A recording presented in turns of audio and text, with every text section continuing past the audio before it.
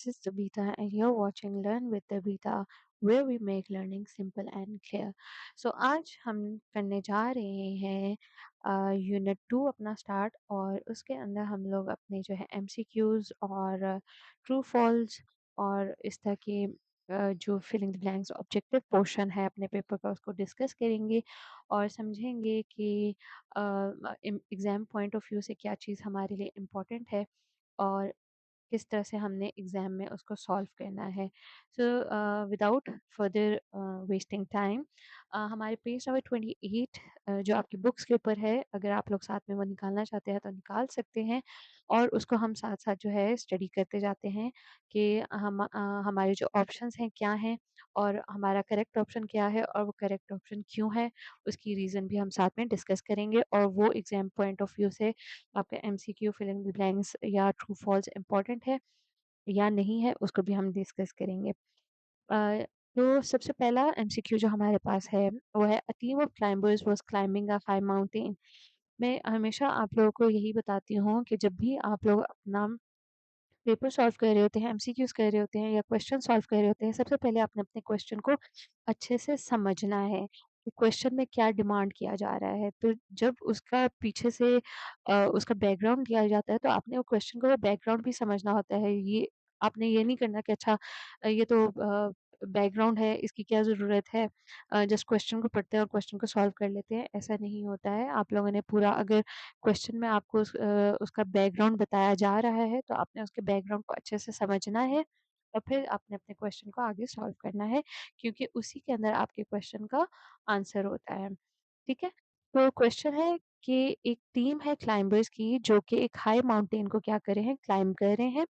When they reached near top they felt difficulty in breathing. जैसे ही वो ऊंचाई की तरफ पहुंचने वाले थे, तो उनको अपनी ब्रीदिंग में, सांस लेने में तकलीफ होना शुरू हो गई, because at high altitude there is. तो हाई अल्टीट्यूड, जब पहाड़ पे आप चल रहे होते हैं, तो ऑक्सीजन की जो है कमी होनी शुरू हो जाती है। सॉरी आप लोगों का आंसर मैंने यहीं पे दे दिया है क्वेश्चन का। तो हाई एल्टीट्यूड पे जब आप लोग चढ़ रहे होते हैं माउंटेन के, तो क्या होता है वहाँ पे, उसके ऑप्शंस आपके पास है। मोर ऑक्सीजन ज़्यादा हो जाती है, ऑक्सीजन कम हो जाती है, कार्बन डाइऑक्साइड ज़्यादा हो जाती है, या टेम्परेचर लो हो जाता है। तो इसका आंसर है कि ऑक्सीजन जो है, जैसे-जैसे आप ऊँचाई पे चढ़ते जाते हैं, तो ऑक्सीजन कम होती जाती है। At high altitude oxygen level is low, so breathing becomes difficult. ठीक है? This is the reason to your question. अच्छा जी, इसके बाद हम आ जाते हैं, this is also an important MCQ. The exchange of substances between blood and blood cells can take place at the. जो सब्सटेंसेस का एक्सचेंज होता है ब्लड और ब्लड सेल्स के बीच में, वो कहाँ पे होता है? This is also an important MCQ. ठीक है? तो ऑप्शंस है आपके पास, कैपिलरीज़, वेन्स, आर्टरीज़, हार्ट। इसमें कौन-सा ऑप्शन जो है वो करेक्ट है? इसमें जो आपका ऑप्शन करेक्ट है वो है कैपिलरीज़। क्यों?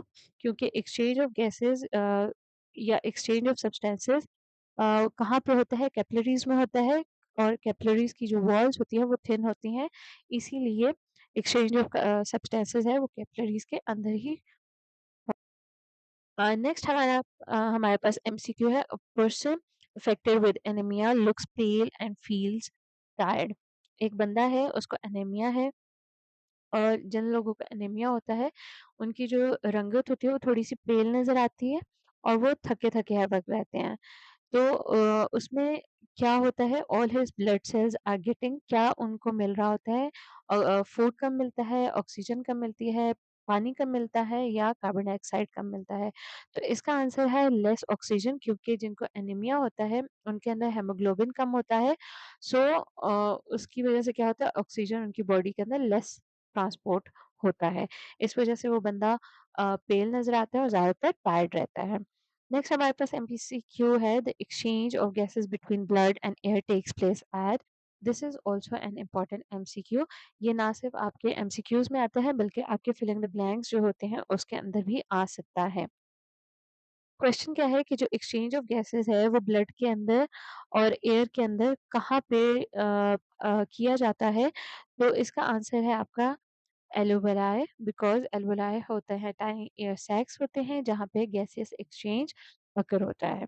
ठीक है जी, इसके बाद हमारे पास नंबर 5 एमसीक्यू है, cellular respiration always require, this is also an important MCQ. Cellular respiration में हमेशा क्या चाहिए होता है, ग्लूकोज और ऑक्सीजन, ग्लूकोज या glucose oxygen and carbon dioxide, alcohol lactic acid and carbon dioxide. तो इसका सही आंसर है glucose and oxygen, because cellular respiration के लिए ग्लूकोज और ऑक्सीजन दोनों की ज़रूरत होती है ताकि एनर्जी जो है वो रिलीज हो सके। ठीक है, नेक्स्ट हमारे पास एमसीक्यू है, valves are flaps that keep blood flowing in one direction, valves are found in, valves कहाँ पे पाए जाते हैं, artery and vein, artery vein and capillaries, vein and heart, artery vein capillary and heart.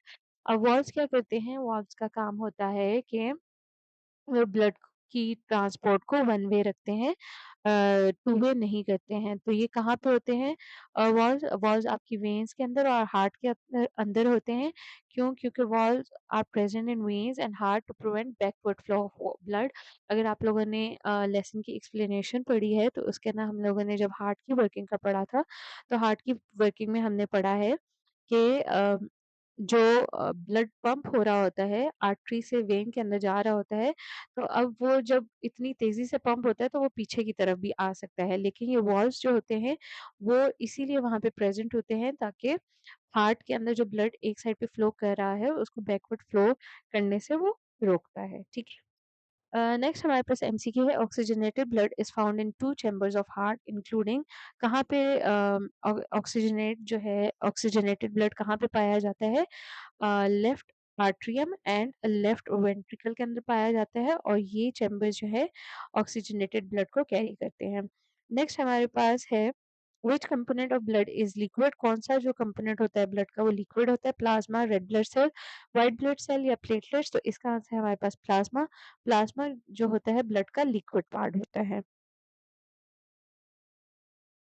Next हमारे पास MCQ है, the diagram shows different types of blood cells, which cell is filled with haemoglobin. तो आपकी books के अंदर एक diagram बनी हुई है, डायग्राम को अगर आप लोग देखेंगे, आप पेज नंबर मेरे साथ निकाल लें। तो मेरे साथ आप लोग निकाल लें पेज नंबर 29, इसके ऊपर ये डायग्राम जो है और क्लियर आप लोगों को नज़र आ जाएंगी, if it's not clear to you over here. तो डायग्राम है, डायग्राम के अंदर different types of blood cells जो हैं वो शो किए हुए हैं। आप लोगों ने बताना है कि कौन से सेल के अंदर हेमोग्लोबिन है। So right answer is B, because red blood cells ऐसे सेल्स होते हैं जिनके अंदर हेमोग्लोबिन होती है, और डायग्राम के अंदर बी लेबल जो है वो ऐसा नजर आ रहा है जिसके अंदर क्या है, रेड ब्लड, जो कि of course red blood sales हैं, तो इसलिए कहा जा सकता है कि इनके अंदर क्या है, हेमोग्लोबिन है। नेक्स्ट हमारे पास जो क्वेश्चन है वो है जी, डायग्राम जो है वो शो हो रहा है आप लोगों को ह्यूमन हार्ट का, और हम लोगों ने ये बताना है कि कौन सा चैम्बर जो है ब्लड को लंग्स में ब्लड को पंप कर रहा है। ठीक है, तो इसका right answer is C, because D right ventricle जो होता है वो ब्लड को ट्रांसपोर्ट करता है लंग्स के अंदर। ठीक है जी, so this the C is the right answer. इसके बाद हम लोग नेक्स्ट चलते हैं ट्रू एंड फॉल्स की तरफ। तो इसके अंदर हम लोगों ने जो करेक्ट स्टेटमेंट होगी वो भी साथ में लिखनी है। सबसे पहला क्वेश्चन है कि breathing is a chemical reaction and cellular respiration is a physical process. So this is a false statement, because breathing जो होता है वो केमिकल रिएक्शन नहीं होता है बल्कि फिजिकल प्रोसेस होता है, और सेलुलर रिस्पायरेशन फिजिकल प्रोसेस नहीं होता है बल्कि केमिकल प्रोसेस होता है। ठीक है, नेक्स्ट क्वेश्चन है, ब्लड क्लोटिंग रिक्वायर्स प्लेटलेट्स। तो this is the correct statement, because अगर आप लोगों को कोई इंजरी या छोटी सी चोट भी लगती है तो थोड़ी देर के बाद आपका ब्लड क्लॉट होना शुरू हो जाता है। सो this is all because of the plate. Next हमारे पास है जी, N aerobic respiration releases large amount of energy. So this is the first statement, because an aerobic respiration जो होती है it releases small amount of energy.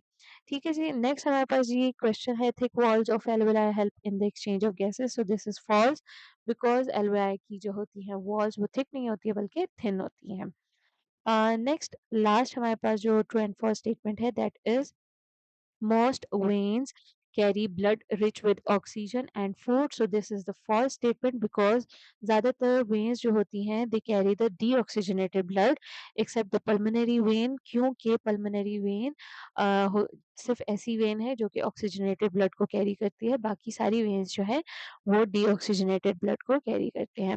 So this was all for today, thank you for watching dear students, and अगर आप लोगों को video अच्छी लगी हो तो do like it, do comment कि आप लोगों को वीडियो का कौन-सा पोर्शन अच्छा लगा, वीडियो का कौन-सा पोर्शन आपको समझ में नहीं आया, वो भी लिख सकते हैं।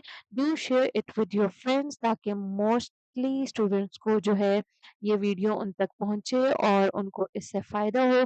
टिप्स और ट्रिक्स जो हैं उनको पेपर में सॉल्व करने के लिए आ जाए और जो इम्पोर्टेंट चीज़ें हैं वो भी उन तक पहुँच जाएँ। And please don't forget to subscribe to my channel and students, keep learning simple, keep learning clear. This is Learn with Davida. I'll see you in the next video. Allah Hafiz.